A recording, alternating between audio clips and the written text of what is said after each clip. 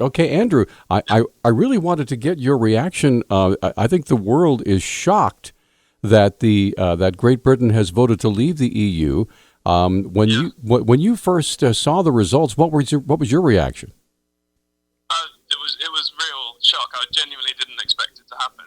I was thinking about the Scottish referendum when that was happening, and there was one poll that sort of suggested that it might happen, and I thought, wow, this is big news. And then when I woke up that morning and nothing had changed, it was still the same, and my reaction was kind of, oh yeah, of course, nothing. These seismic events don't really normally happen. But so I just thought, yeah, it will be scary, it will be close, but not common sense, but caution will win the day, and will remain. But I woke up at 4 o'clock in the morning. Took me a couple of seconds, checked my phone, and it was just like, oh, wow, just completely, genuinely sort of shocked and kind of scared in a way. I was just lying there for an hour just thinking about what it means, because nobody knows. Well, to you, what do you think drove this negative vote? It's all about, well, two things, in my opinion. It's about there's this real growing sense of apathy and frustration within, I think, global economic politics, but especially in the United Kingdom, whereby for the last 20 years we've been sort of ruled by both Labour and the Conservatives, and they haven't really been listening or caring too much about what people say or think, especially working class people, and especially people who don't live in big cities like London or Manchester and things like that. And these people's lives have been kind of really disrupted and made much worse by the recession, and austerity hasn't made things any better. And I think a lot of people are just really uncertain about the future. Things are really unstable for people, just getting really kind of scared and angry. And that was kind of the mood and the feeling. And then the UKIP have come along, United Kingdom Independence Party, who've really driven this whole push towards a referendum.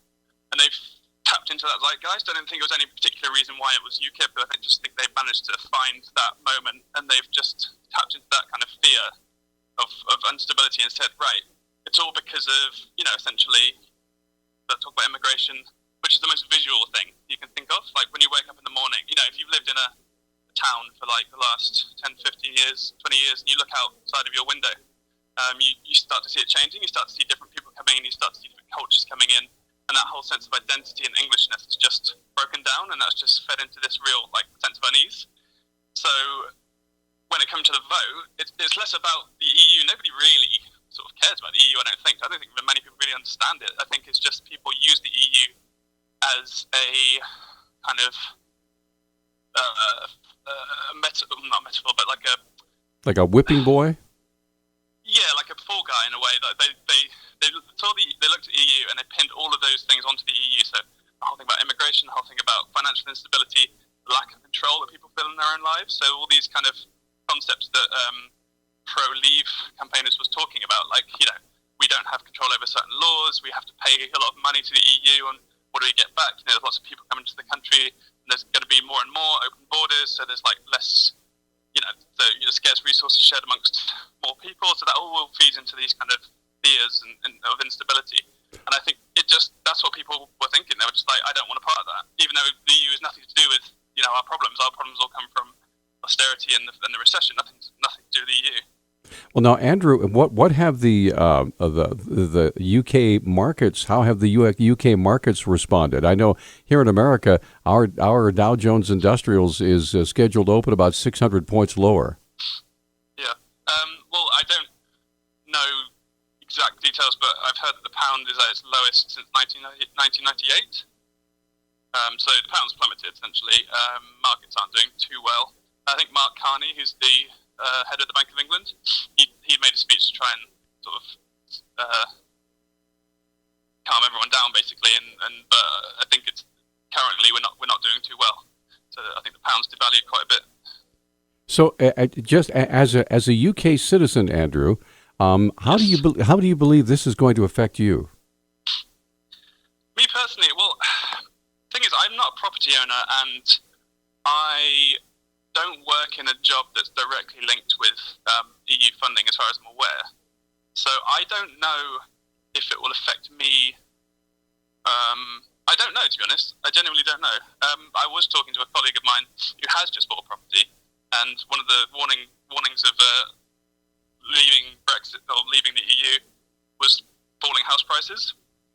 And as you know, well, I don't know if you know, but the house prices in London, especially, have just been going absolutely astronomical over the last 5 years, and so everyone's really having to save and just put everything into getting the first mortgage. You know, the first generation of people are buying houses, and now if house prices plummet, then all that money that people invested in their property will just gone, vanished. And this colleague again, he's a filmmaker, and he's just released his first feature film, and the proceeds that he's getting back from that, he's just got most of it back just in time, but the rest of it is now a quarter of the value that it would have been had we not left, because of the way the pound is going at the moment. So in terms of real world situations, people are basically just going to start losing money on investment in property and any kind of financial transactions that are going between different countries. And for me personally, I think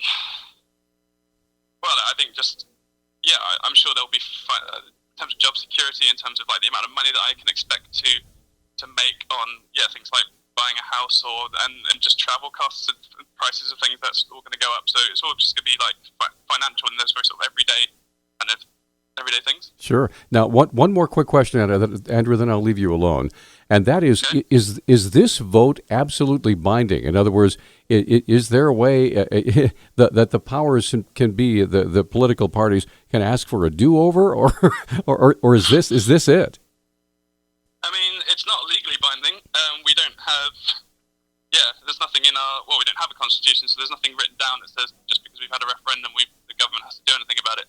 But we see, David Cameron's just resigned, as you know, this morning, so politicians tend to take the people very seriously. That's something that I guess is good about our democratic system. It's if there's a vote on something, it's essentially taken as so we're out. That's it. You could argue about the kind of finer points of what our relationship with the EU will be. I think a lot of people who voted probably want us to just completely remove ourselves from the EU and totally close up our borders and just have absolutely nothing to do with that body anymore. I don't think that will happen. I think whoever's in charge after Cameron and whoever oversees the next couple of years, they will obviously try and get the best deal in terms of trade and and everything that we can. But in terms of actually leaving, we've left. That's it. It's a completely done deal. Now, Andrew, I heard the percentage was like 54% to leave. Is that correct? 52 again. 52 leave, 48 stay. So it was a 4%. Pretty close vote. Yeah. It was a pretty close vote then. Yeah, they say they're saying it's a wide margin, as in the amount of people that wanted to leave. In terms of referendums, apparently it's a wide margin. But I thought it's very close. Obviously, it's almost 50-50. So there are a very, very large majority of people who didn't want to leave, and also Scotland didn't want to leave. Most Scottish people voted to stay, so that's going to have a massive effect on their claim to independence. Again, I think they're already calling for another referendum because they don't want to basically leave the EU along with the United Kingdom. They want to cede away from us and keep with the EU whilst England goes down. So basically, you got a long way to go before all this is said and done, right?